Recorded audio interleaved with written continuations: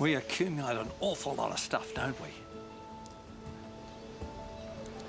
That book we got for Christmas the year we were interested in gardening, the clothes that were such a bargain, and the National Geographics we just can't throw away. Our lives sometimes feel full of baggage. Things we never intended to keep, stuff we don't want anymore, but can't quite bring ourselves to get rid of. And we carry this stuff around with us, sometimes for a lifetime.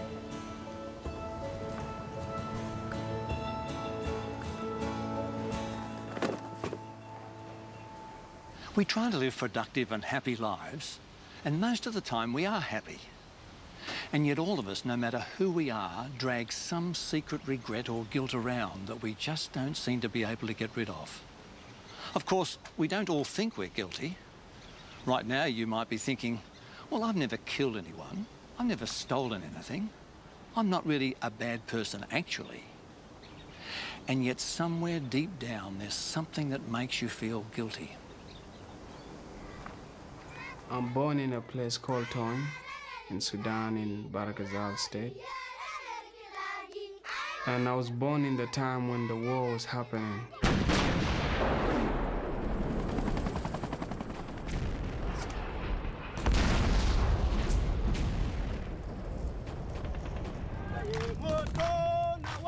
SPLA was formed, and when it was formed, it brought a lot of tension. The Arabs came and captured my town, and people were killed seriously. The houses were burned, the cattle were killed, and some families raped. One day we were asked how many kids are willing to be trained, like to be soldiers. Everyone was interested. No one was forced. For me, my desire was to revenge what happened in my village, and I said, okay, I'm gonna learn how to fire a gun. We were all happy. We couldn't sleep that night because we know tomorrow we're gonna be trained. I believe I've survived for a reason to tell my story, to touch lives. Hey, can you go back a little bit? Let's listen to that again. I believe I've survived for a reason to tell my story, to touch lives.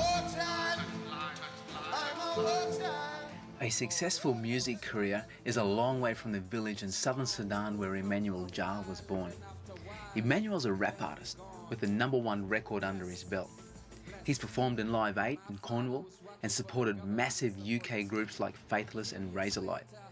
And his song Bye featured on the soundtrack for the hit film Blood Diamond. He's written an autobiography and even performed for the 90th birthday concert for Nelson Mandela. It's been a long journey from the war zones of Sudan. He's a man with a new life. It all seems like it's a bit of a fairy tale. Well, it wasn't. This rap I'm doing is a personal thing. It's about me, about my country, and what I face. Are you guys ready? Yes. Okay. My dreams are like torment. My every moment, voices on my brain of friends that were slain. Friends like Loal who died by my side of starvation. We used to raid villages, stealing chickens, goats, and sheep, anything we could eat. I knew it was rude, but we needed food.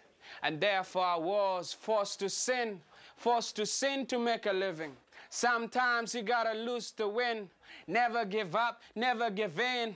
Left home at the age of 7. 1 year later, I live with an AK-47. By my side, slept with one eye open wide. Run dark, play dead and hide. I've seen my people die like flies. Yiggish, yiggish, I'm on a fight. Day and night, sometimes I'm doing wrong in order to make things right. It's like I'm living a dream first time. I'm feeling like a human being, The children of Darfur, your empty bellies on the telly, now it's you that I'm fighting for. Ask God questions, what am I here for? Why are my people poor? Innocent people die every day. And I ask God why and why. When the rest of the children were learning how to read and write, I was learning how to fight. That's my story.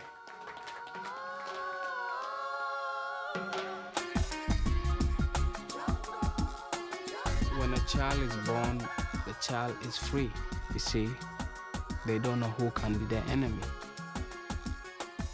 I've lost my childhood, but at the moment I'm moving with what I have and with what I can achieve.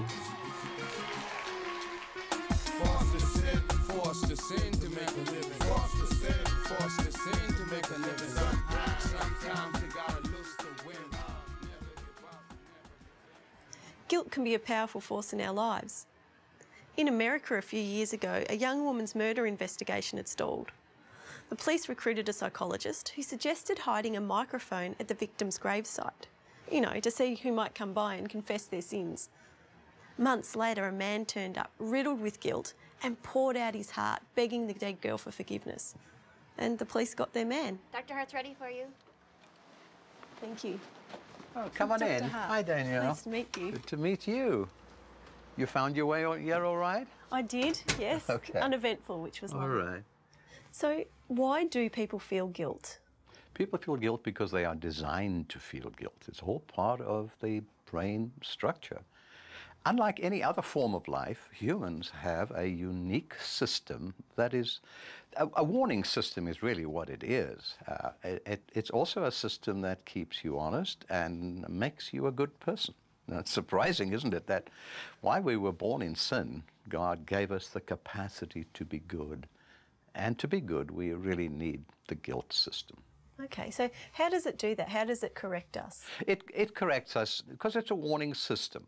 In the brain, there are really two components that operate for guilt. Guilt is a feeling, but it is a feeling that comes from the brain having a system called mirror neurons. These are neurons in the brain that mirror something that is going on outside. So if there is something painful being done to someone and I'm standing there, my brain is mirroring that as if it is in me. We call it the empathy system. And that is the basis for guilt and how it operates in our brains. If they don't have that guilt, then it can be a serious consequence. There are a group of people who have no guilt whatsoever. We call them sociopaths, psychopaths. They are in our prisons. They rob you, they steal from you. They feel no guilt at all. The consequence is a very serious one. But perhaps the most important consequence, if you don't experience guilt, you really can't make a connection with others. Relationships are destroyed. Whole families can be destroyed when there's someone in the family who feels no guilt. So guilt is, it's almost as if God has designed us around this guilt system because it plays a major role in our relationship with God as well.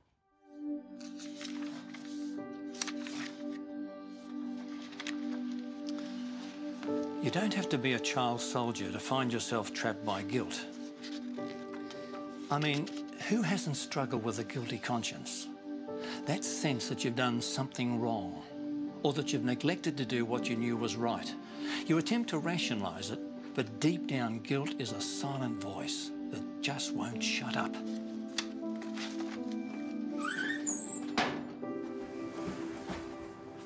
When we feel guilty about something, either we've done something bad, or we haven't done something good, or we haven't helped anyone, a feeling of anxiety increases. So it really falls into the domain of the anxieties and makes us feel uncomfortable.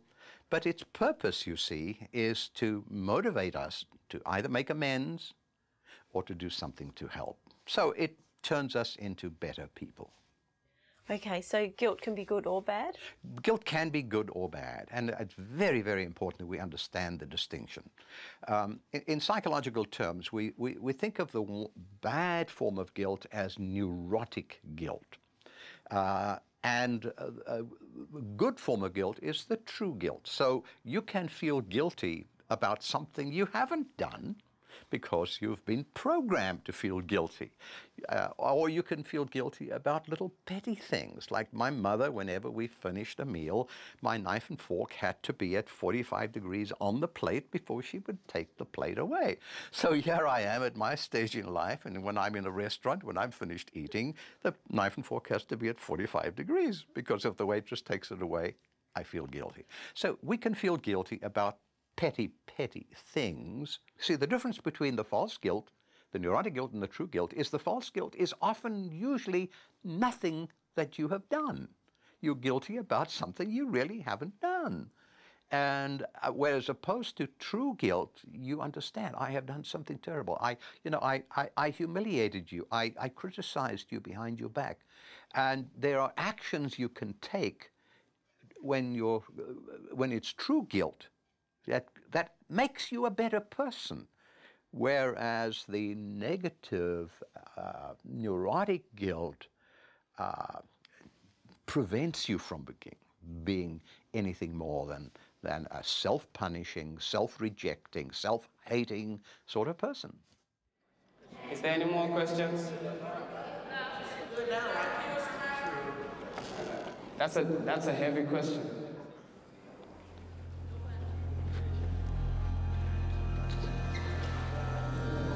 You know, when you go to war and you're young, sometimes you don't even know where you're shooting at. You just fire in the bush and assume you've killed someone. It's just like when you see the bushes running, and then you dive, and then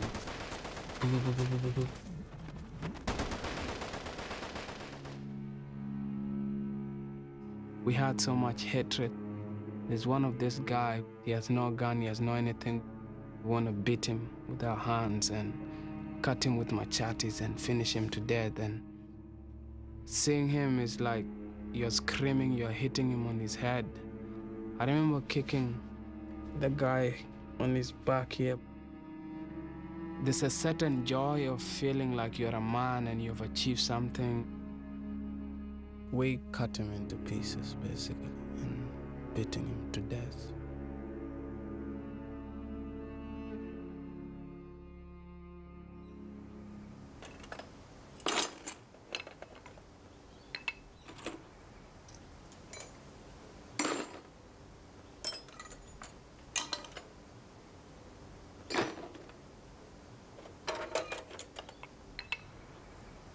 Many adult soldiers suffer from what they call post-traumatic stress syndrome.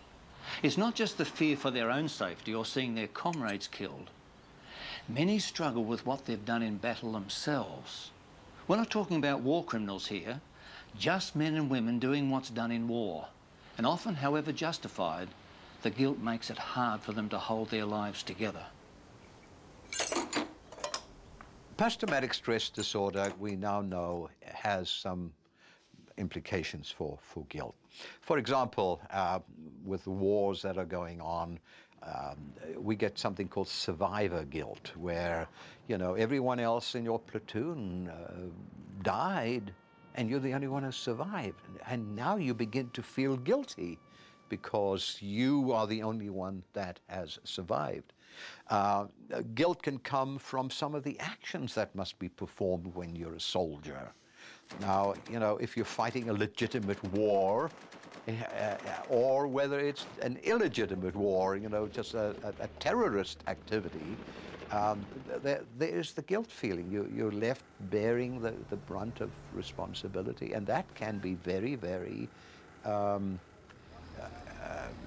disconcerting, and can cause it can ruin the rest of your life if you don't deal with it. So post-traumatic stress disorder has several consequences, but one of them is the effect it has on your guilt.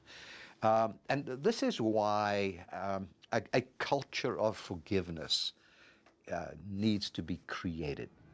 I was in New York with the September 11 event. A week after that, I was in the hole, helped to train relief workers and deal with the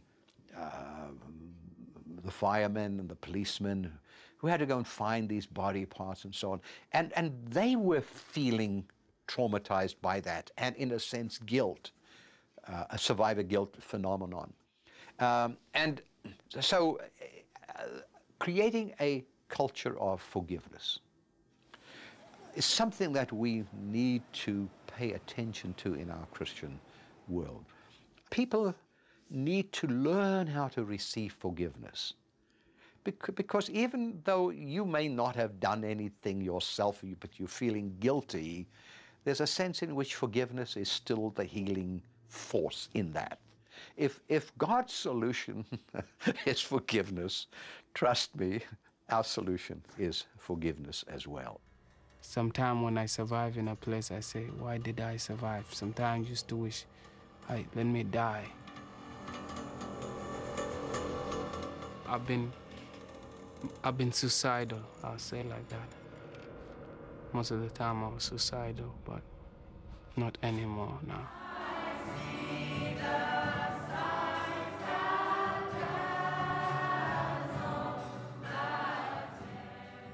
I'm just coming to say hello to everyone and being thankful to God how He has brought me and lifted me up from the hard times I used to be here.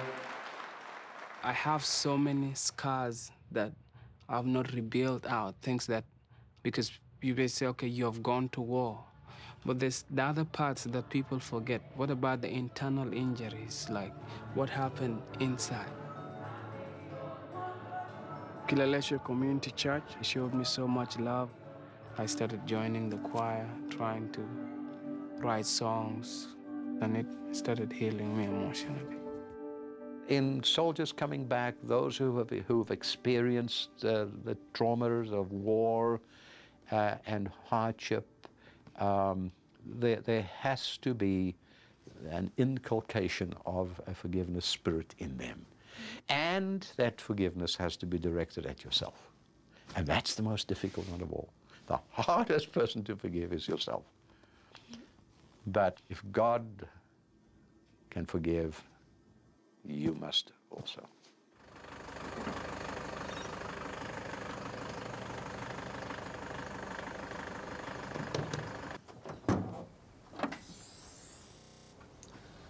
Well, we can find ourselves at some pretty rough places, can't we? Sometimes they're places of our own making, and sometimes they're places we're thrown into. We find ourselves trapped with no way out. And in our quieter moments, we often realise we've said, done and thought things that are less than ideal. The Bible refers to that as sin. It's an old-fashioned word, I know, but it really just means that we've done and said things that hurt others and go against God's plan. Guilt is the emotional pain that says we have a problem. And when guilt comes, and it will, we have a choice as to how to deal with it. We can try to avoid it by drugging it, or drowning it, ignoring it, sexing it, medicating it, or we could allow someone to take it from us completely.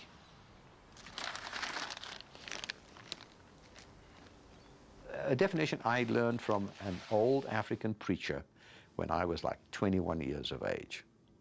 And we were talking about the situation in South Africa, how bad it was. And I said to him, I asked him the question, I said, what do you think needs to happen for things to come right? And his answer was, we, meaning the blacks, will have to forgive the whites. And I cynically said, yes, but what is forgiveness? And he came back with me with this definition. It's in all my books that I've written on the topic.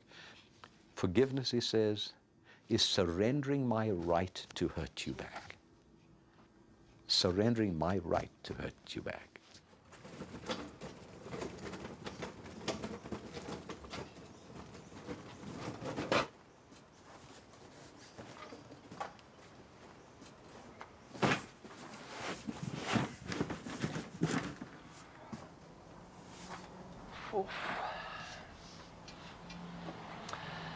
Being saved, being set free, that's got to be the most amazing thing that can happen to anyone, let alone someone trapped by guilt or poor decisions. That's exactly what Jesus' death on the cross achieved. So if you ever wondered what the death of Jesus on a Roman cross 2,000 years ago has to do with us today, it's this. At the cross, Jesus took on himself the punishment for our guilt. He said, if we confess our sins, he's faithful and just to forgive us and to cleanse us from all unrighteousness. Yours, mine, Emmanuel's. the entire world's guilt. It all fell on him. That's what it has to do with us today. It's the permanent promise of a guilt-free life, a life without fear of the past, but hope for the future. That's exactly what Jesus offers. Perfect freedom. To get close to God, your guilt system's got to be working properly, because in the final analysis, there is an issue in your fallenness, your sinfulness. There is a forgiveness that Christ paid the penalty for on the cross, that you have to receive. It's not going to be shoved down your throat. And to be able to tune in a way, a healthy way, with your brain, with your mind, into receiving that sort of forgiveness is becoming more and more difficult. I challenge preachers that you know, we've got to make sure that we preach the right way. Preaching to a neurotic guilt is not going to draw people closer to God. I believe we have to lift God up as God is beautiful. He's righteous. His holiness is so wonderful. You know, I'm moved to tears by how fantastic it all is. But boy, if you don't pay attention to what's going on inside you, you're not going to have the capacity to experience that wonderful, wonderful love that He offers us every day of our lives.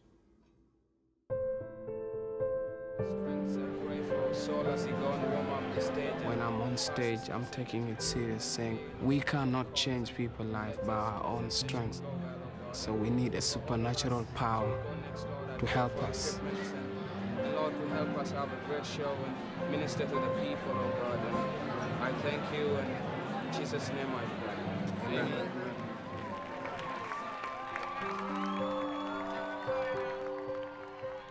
Sometimes when we feel guilty, instead of talking to Jesus about it, we wait until we feel good enough to go to Him.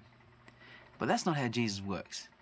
He doesn't expect us to be perfect when we come to Him. He promises to accept us just as we are, sin and guilt included. In the book of Psalms, the Bible has this insight. Finally, I confessed all my sins to you and stopped trying to hide my guilt. I said to myself, I will confess my rebellion to the Lord, and you forgave me. All my guilt is gone. Never been the end of me. Stuck with you. Stuck with you. My mistake.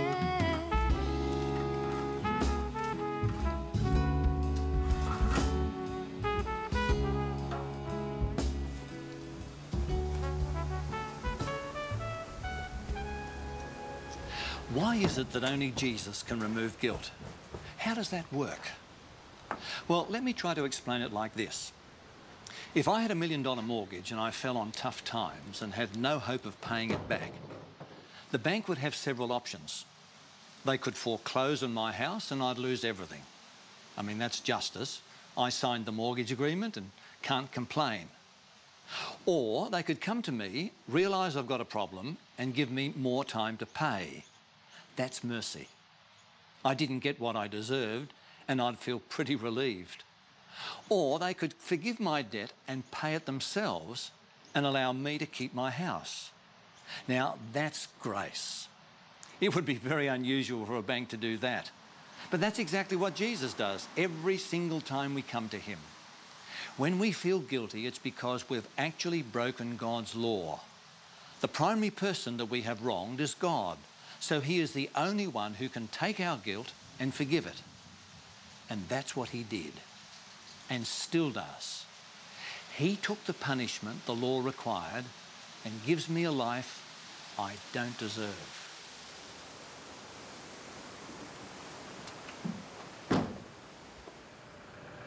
Okay, mate, take it away.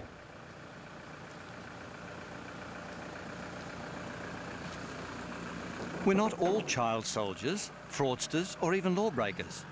But we've all had those moments when we want a new start. Jesus through the cross offers us a chance to start over. And he starts by taking away the burden of guilt. That's life-changing. And all I have to do is accept it.